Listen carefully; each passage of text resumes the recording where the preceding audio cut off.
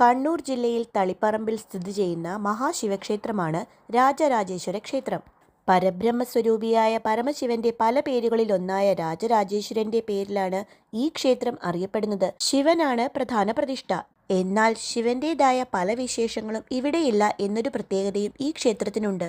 കൂവളത്തില ഉപയോഗിക്കില്ല, ധാരയും രുദ്രാഭിഷേകവും പതിവില്ല, പ്രദോഷവ്രതത്തിന് പ്രാധാന്യമില്ല, ബുധനാഴ്ച വിശേഷ ദിവസമായി ആചരിക്കുന്നു എന്നിവ ഇവിടുത്തെ പ്രത്യേകതയാണ്. സതീദേവിയുടെ സ്വയം ദഹനത്തിനും ശിവന്റെ താണ്ഡവ നൃത്തത്തിനും ശേഷം സതിയുടെ തല വീണത് ഇവിടെയാണ് എന്ന് കരുതപ്പെടുന്നു.